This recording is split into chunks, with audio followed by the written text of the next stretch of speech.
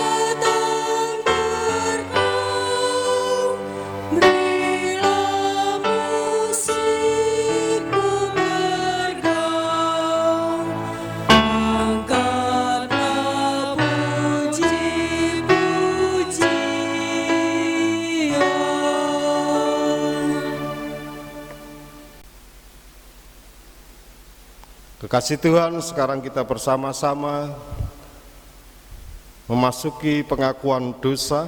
Saya akan membacakan Injil Markus 12 ayat 29 sampai dengan 31.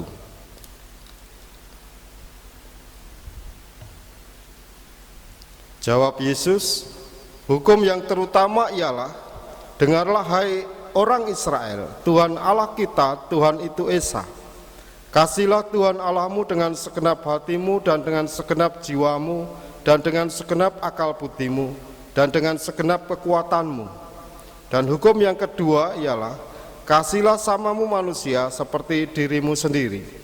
Tidak ada hukum lain yang lebih utama daripada kedua hukum ini. Kekasih Tuhan, marilah kita menyesali segenap hidup dan kehidupan kita yang tidak sesuai dengan kehendak Tuhan, supaya kita tetap dilayakkan. Kita menyanyikan bersama Kidung Jemaat 27 bait yang pertama, Meski Tak Layak Diriku.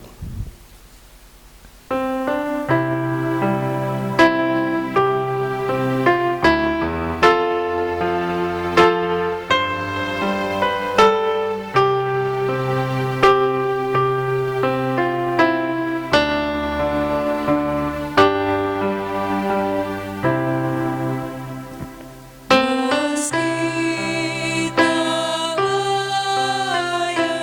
diriku,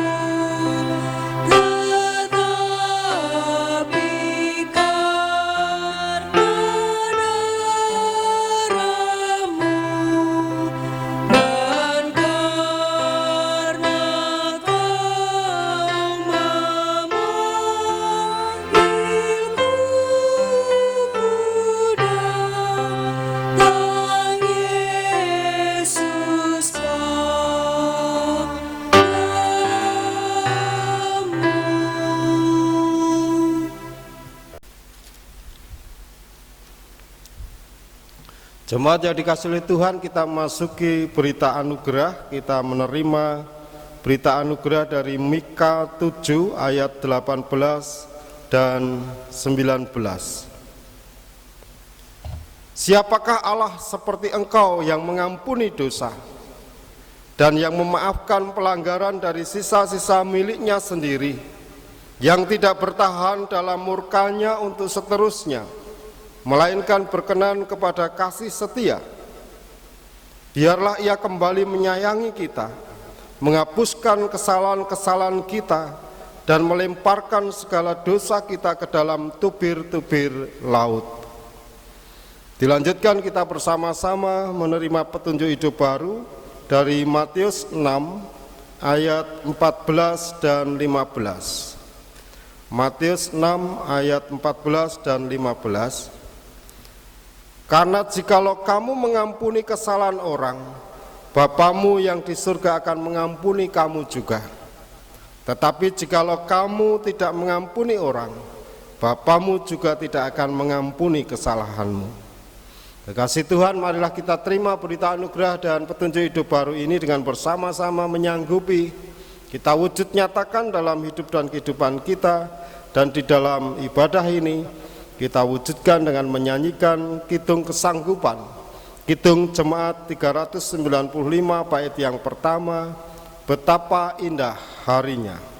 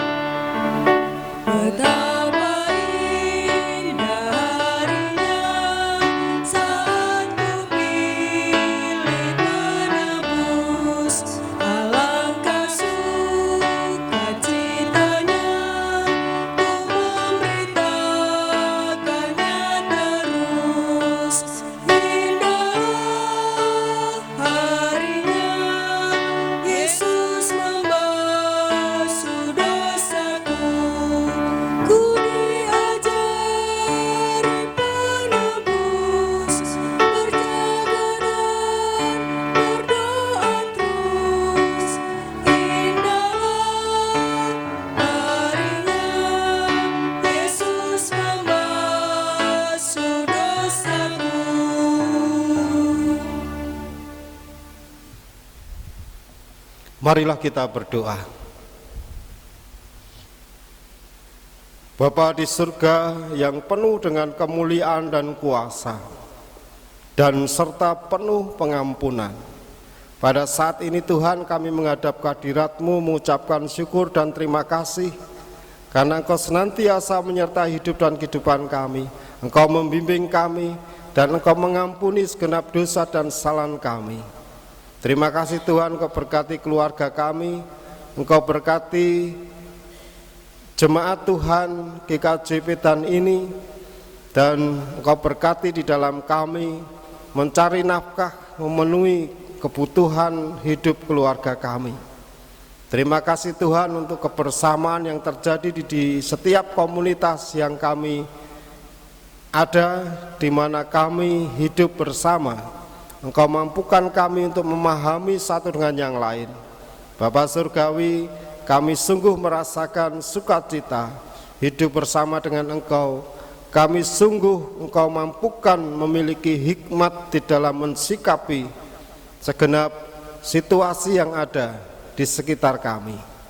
Selanjutnya Tuhan, kami serahkan hidup dan kehidupan kami ke dalam kuasa-Mu, khususnya jika saat ini kami bersama-sama mengingati pentingnya pendidikan dalam kehidupan.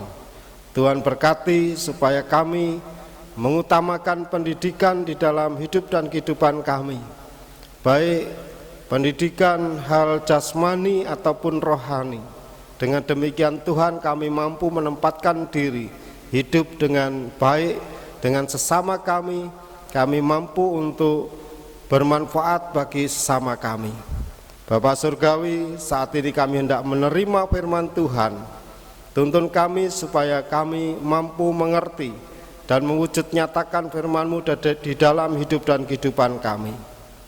Kami yakin Roh Kudus-Mu hadir dan memberikan pencerahan pada kami. Di dalam nama Yesus kami berdoa. Amin. Belajar memerdekakan hidup melalui pengampunan.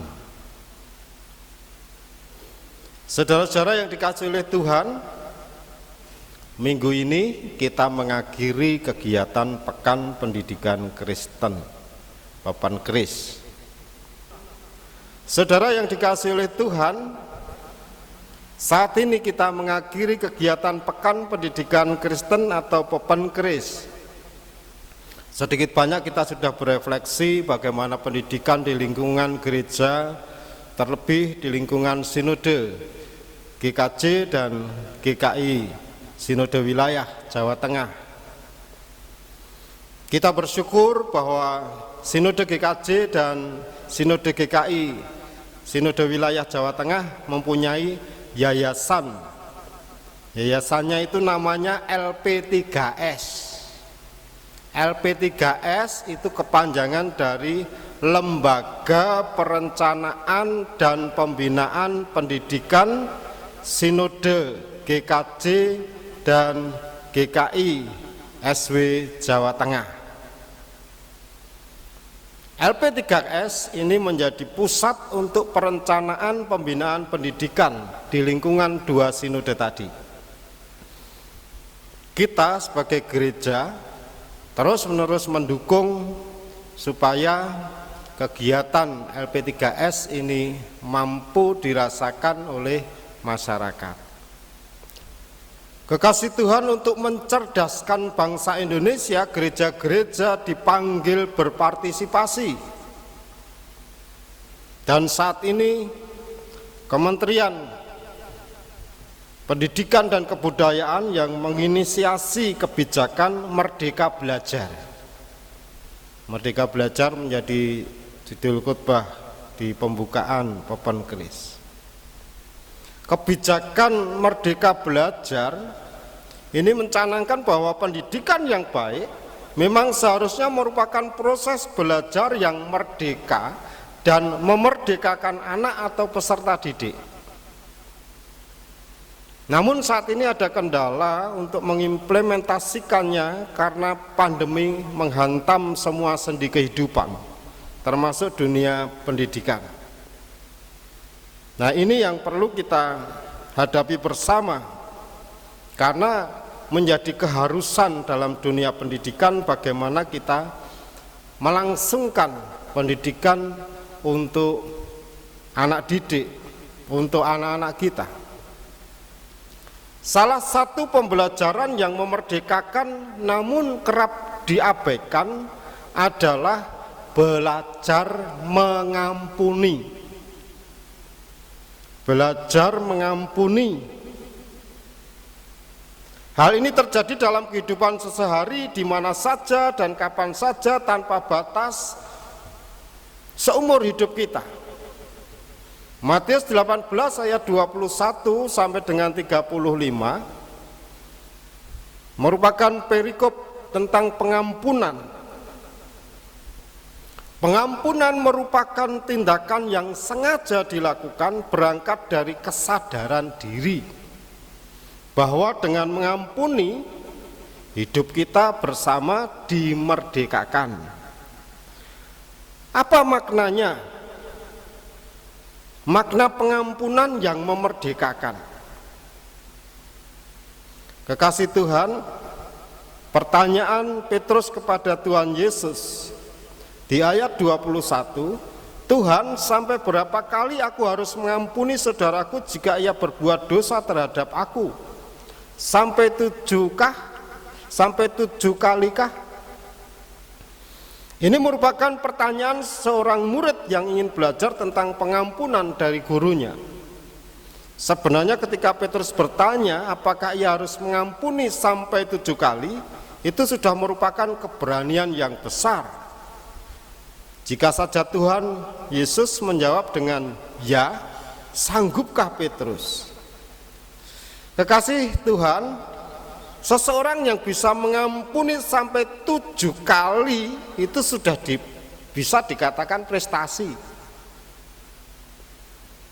Sungguh tidak mudah melakukan pengampunan 7 kali. Pada umumnya orang sudah menyerah bila sudah mengampuni sebanyak 3 kali. Bahkan banyak orang yang 1 kali mengampuni pun sulit. Hanya sekali mengampuni itu sulit. Tapi Tuhan Yesus mengatakan bahwa tidak cukup orang mengampuni sampai 7 kali, melainkan sampai 70 kali 7 kali. Siapa yang sanggup melakukannya? 70 kali 7 kali banyak sekali tafsiran, tetapi kita mudahkan saja, pokoknya oke banget tinimbang sekali ataupun 7 kali mengampuni orang. Apa yang bisa kita sinau atau kita belajar dari hal ini? Yang pertama, dendam adalah hutang. Melalui perumpamaan hamba yang tidak mengampuni kesalahan orang lain kepadanya itu dilihat sebagai hutang. Hutang merupakan beban yang menindih kehidupan dan tidak memerdekakan. Sebagaimana hutang harus dibayar, demikian juga dengan hutang kepada sesama karena menyimpan dendam. Kita itu hutang dengan sesama kita kalau kita ini dendam. Dengan apa hutang dibayar? Dengan pengampunan. Bila kita mendendam kepada orang lain, kita akan dipenjara oleh perasaan kebencian kita sendiri. Selain dipenjara oleh kebencian, kita juga terhalang untuk menerima ampunan dari Tuhan. Kita bisa mengingat perkataan Tuhan Yesus dalam Matius 6 ayat 14 dan 15. Karena jikalau mengampuni kesalahan orang, Bapamu yang di surga akan mengampuni kamu juga. Tetapi jika kamu tidak mengampuni orang, Bapamu yang di surga juga tidak mengampuni kesalahan. Itu yang pertama. Jadi kalau kita punya dendam berarti kita punya hutang. Yang kedua, pengampunan adalah pelunasan yang memerdekakan. Bila dendam diibaratkan hutang, maka pengampunan adalah bentuk pelunasan. Saat kita berhutang dan hutang itu dapat dilunasi, perasaan merdeka, perasaan bahagia pasti ada dalam diri kita. Demikian juga dengan pengampunan. Dengan menyatakan ampunan pada orang yang bersalah, di sana kita merdeka. Di sana kita memerdekakan diri sehingga muncul ketenangan batin. Siapa yang dimerdekakan? Ya diri kita dan sesama kita. Karena pengampunan adalah pemerdekaan. Maka hidup ini menjadi bermakna setiap hari bila kita mengikuti ajaran Tuhan Yesus. Mengampuni 70 kali 7 kali berarti pengampunan yang tanpa batas. Ini yang perlu kita belajar bersama, supaya sungguh hidup kita ini merasakan ketenangan, dimerdekakan. Mari kita terus belajar mengampuni supaya kita terus dimerdekakan dalam praktek keseharian kita. Kekasih Tuhan, ada sebuah cerita. Pada suatu hari di sebuah sekolah dasar, ada seorang guru mengadakan permainan. Dia membawa tas kresek transparan, kemudian isi tas itu kentang, beberapa kentang. Kemudian bu guru itu berkata, "Anak-anak, apakah ada di antara kalian yang punya rasa tidak senang atau benci kepada orang lain?" Wah, anak-anak sentak menjawab, "Ada, Bu. Saya juga membenci seseorang, tidak senang pada seseorang." Nah, anak-anak, demikian kata bu guru, kalau begitu tuliskanlah huruf atau kode yang menunjukkan orang tersebut di kentang yang kalian bawa. Kalau ada yang punya rasa tidak senang kepada lebih dari satu orang, berarti kentangnya harus sebanyak orang yang dibenci. Ya Bu, anak-anak menjawab. Kemudian masing-masing anak menandai kentangnya sesuai dengan jumlah orang yang tidak disenangi, sejumlah orang yang dibenci. Ada anak yang menuliskan pada satu kentang, ada yang 2 kentang, bahkan lebih. Lalu ibu guru itu menjelaskan, aturan permainannya adalah seperti ini. Kalian harus membawa kentang itu di dalam kantong plastik selama 1 minggu. Tidak beratkah kalian? Tanya ibu guru itu. Anak-anak menggeleng kepala. Tidak Bu. Selanjutnya selama 1 minggu di sekolah, anak-anak itu semua membawa kentang kemana-mana. Baik saat makan di kantin, ke kamar mandi, main di lapangan, atau kegiatan-kegiatan yang lain. Hari pertama tidak ada masalah, karena murid-murid menganggap tugasnya mudah.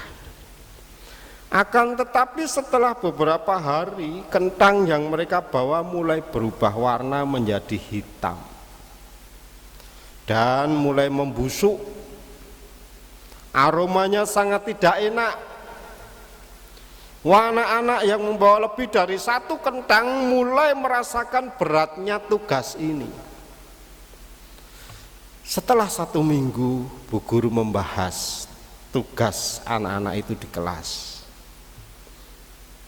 Ada anak-anak mengatakan, Bu Guru, rasanya tidak enak sekali membawa kentang busuk kemana-mana. Saya jadi tidak enak makan, kata seorang murid tadi. Murid yang lain mengiyakan dan berganti curhat kepada ibu gurunya tentang betapa tidak enaknya membawa kentang busuk, apalagi yang kentangnya banyak, karena banyak yang tidak disenangi, banyak yang dibenci. Akhirnya Bu Guru menjelaskan arti permainan itu. Anak-anak, kentang itu ibarat kebencian atau rasa tidak suka yang kita pendam terus terhadap seseorang, yang terus kita bawa kemana-mana. Tidur pun juga kita bawa, sangat tidak nyaman. Karena itu jangan menyimpan dendam atau kesalahan yang dilakukan oleh teman atau orang lain kepada kita.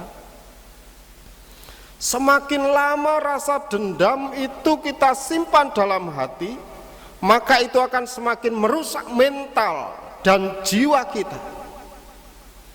Seperti kentang tadi, akan menjadi busuk, membuat bau yang tidak enak. Sama seperti racun dalam kentang tadi. Apakah kalian memahami penjelasan ini? Saudara-saudara yang dikasih oleh Tuhan, kisah tentang kentang busuk itu menyampaikan pesan bahwa dendam, amarah, ketiadaan pengampunan itu sesungguhnya mengungkung kita. Siapa yang dirugikan? Jawabnya adalah kita sendiri. Karena pengampunan adalah pemerdekaan. Bila kita mengikuti ajaran Tuhan Yesus, maka setiap hari hidup ini menjadi bermakna. Mengampuni 70 kali 7 kali berarti pengampunan tanpa batas. Dari manakah pengampunan itu dinyatakan? Dari dalam hati kita. Sebagaimana dikatakan Tuhan Yesus dalam Matius 18 ayat 35 tadi. Maka Bapakku yang di surga akan berbuat demikian juga terhadap kamu, apabila kamu masing-masing tidak mengampuni saudaramu dengan segenap hatimu. Saudara-saudara, dalam penutupan Pekan Pendidikan Kristen ini, semoga kita menjadi orang yang mudah mengampuni. Kita diajak merdeka belajar mewujudkan. Dan pembelajaran tentang pengampunan yang memerdekakan sebagaimana diajarkan Alkitab, kita lakukan dengan segenap hati, supaya kita sungguh senantiasa belajar memerdekakan hidup kita, hidup sesama, melalui pengampunan. Tuhan memberkati. Amin. Waktu teduh untuk kita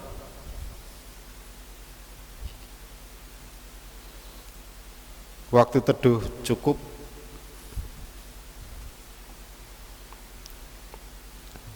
Kekasih Tuhan, kami undang untuk bangkit berdiri. Marilah kita bersama-sama menyatakan pengakuan iman kita dengan pengakuan iman rasuli. Aku percaya kepada Allah Bapa yang Maha Kuasa, kali langit dan bumi, dan kepada Yesus Kristus, anaknya yang tunggal Tuhan kita, yang dikandung daripada Roh Kudus, lahir dari anak darah Maria, yang menderita di bawah pemerintahan Pontius Pilatus, disalibkan, mati dan dikuburkan, turun ke dalam kerajaan maut.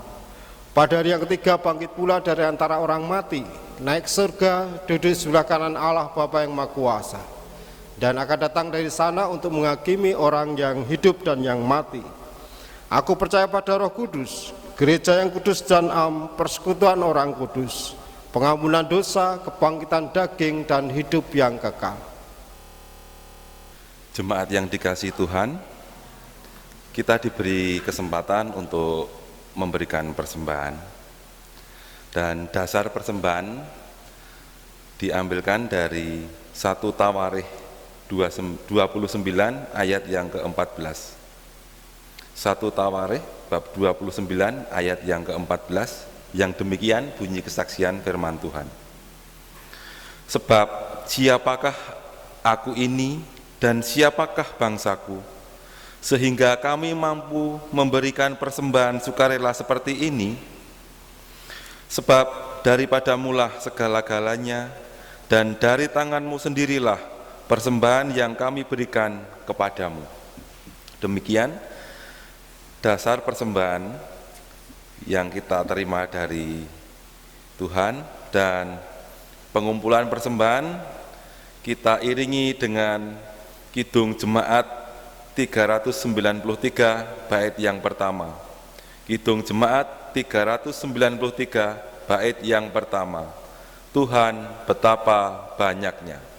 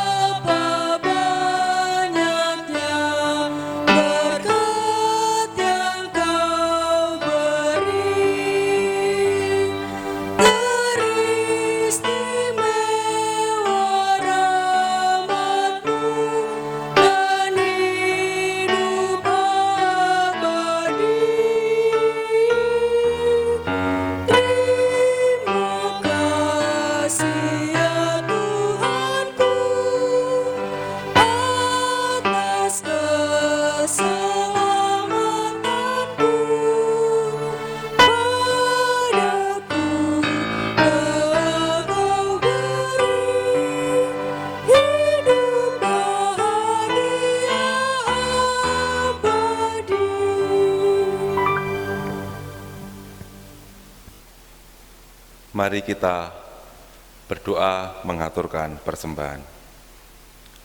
Menghadap kehadirat-Mu Tuhan, mengucap syukur dan terima kasih oleh karena kasih karunia dan anugerah-Mu yang senantiasa kami rasakan dalam hidup dan kehidupan kami. Sungguh Tuhan, apa yang kami rasakan adalah semua hanya karena kasih karunia-Mu.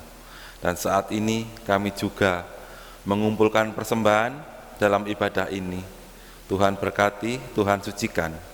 Tuhan juga berkati bagi saudara kami yang mengelola persembahan ini, sehingga berguna bagi kemajuan gereja-Mu, kemajuan pelayanan-Mu.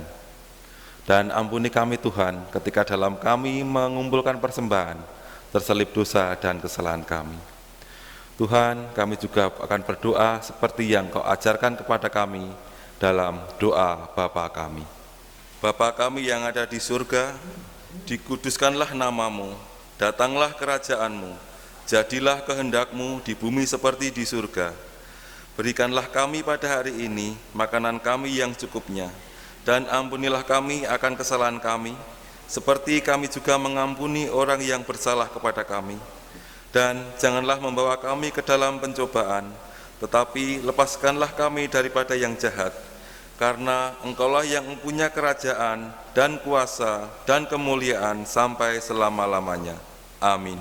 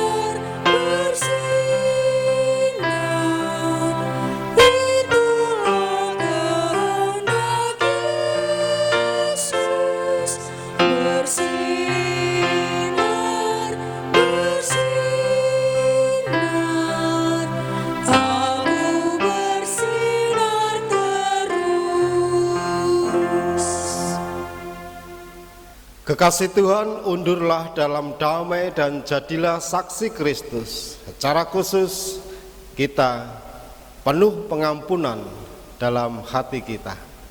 Kekasih Tuhan, terimalah berkat Tuhan.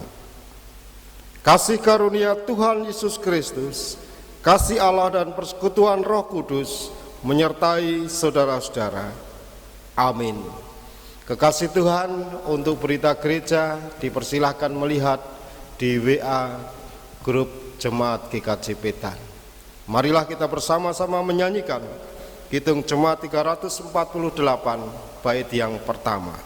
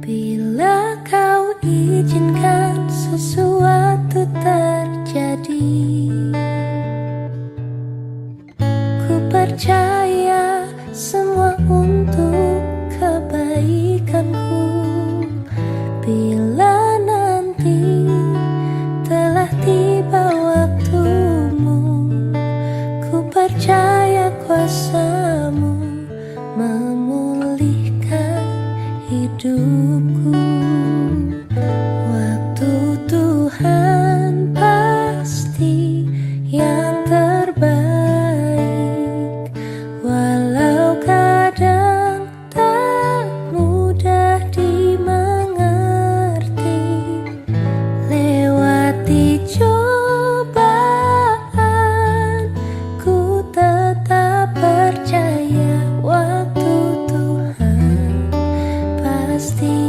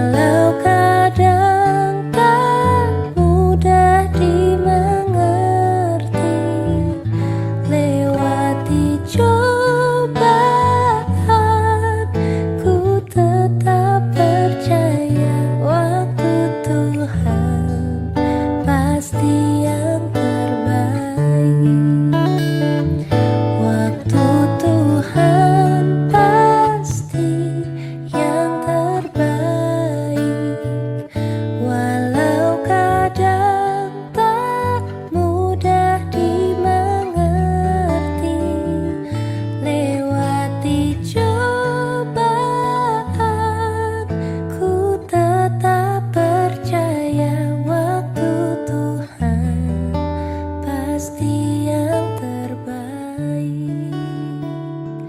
Lewati cobaan, ku tetap percaya waktu Tuhan pasti yang terbaik.